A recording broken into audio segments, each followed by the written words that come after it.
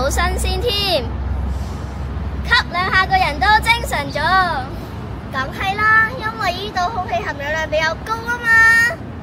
空氣含氧咩嚟㗎？等我呢個科學小神童話俾你哋知啦。供暖嘅空氣點解會較清晰一啲？等我科學小神童話你知啦。要了解供暖嘅空氣點解會清晰啲，首先我哋要知道空氣究竟係由乜嘢組成嘅。其次，我哋就要明白究竟呼吸同空氣有乜嘢關係。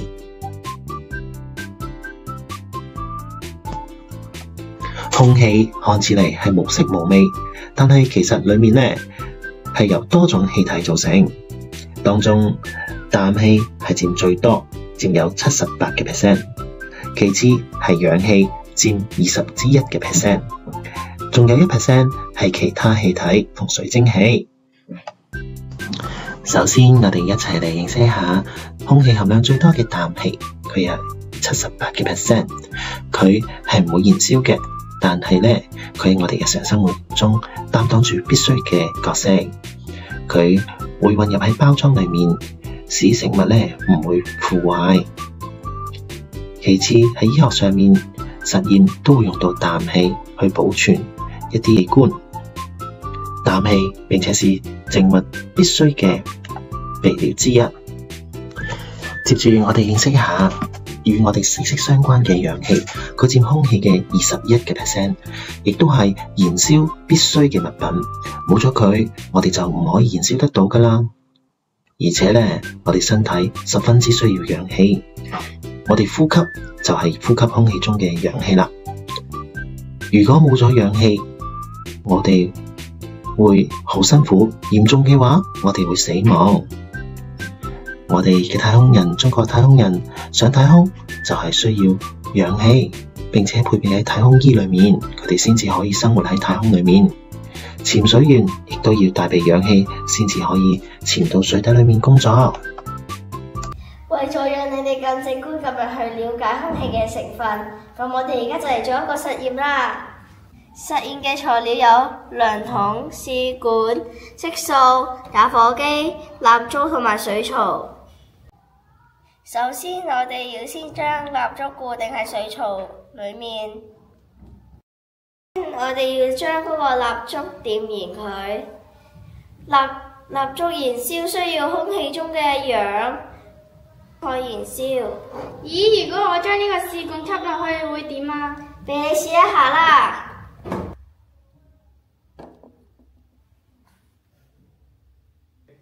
咦，點解蠟燭會熄咗嘅？因為試管隔住咗空氣，所以蠟燭先會慢慢熄滅㗎。呢個實驗證明咗空氣中含有氧。咁氧有幾多呢？等我再做多一個實驗話俾你哋聽啦。首先將試管裝滿水，然後去量度佢嘅容量。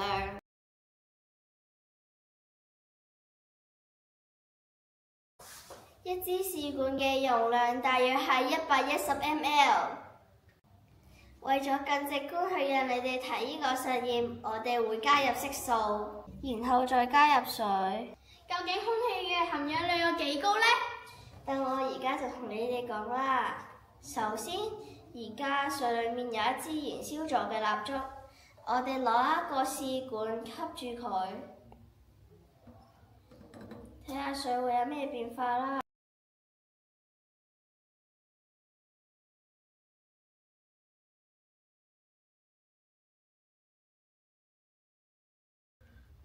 點解會升高咗嘅？因為燃燒需要氧，而試管裡面嘅氧已經耗盡晒，所以水位先會被吸入去而升高。而升高嗰啲就係氧嘅量。跟住我哋而家嚟記錄水位上升嘅高度。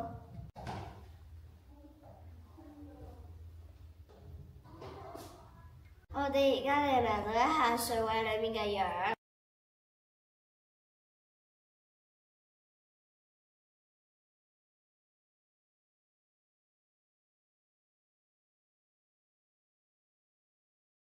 我哋而家發現剩翻87毫升嘅水，咁即係少咗23毫升嘅水啦。咁咪少咗21% 嘅水，21% 啱啱好就係空氣含量嘅量。至於公園裏面嘅空氣點解清晰啲，咁就要同我哋呼吸有關。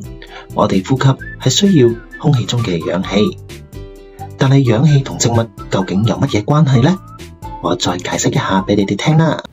人類生活離唔開氧氣，太空人上到太空之後，要依靠太空服先會有氧氣，咁樣先可以安全咁樣完成任務。大部分嘅氧氣都嚟自於植物，植物會利用陽光同埋二氧化碳去進行光合作用，會釋放出氧氣同埋葡萄糖，所以公園嘅空氣先會咁清新㗎。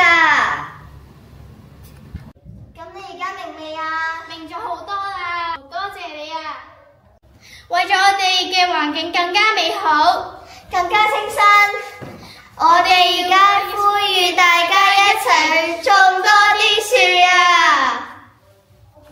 種多啲樹可以綠化環境。每年嘅3月12日都係我哋嘅世界植樹日，澳門政府每年都會響應世界植樹日，約會教我哋嘅市民一齊去種多啲樹。呢個就係我哋澳門嘅綠化週啦。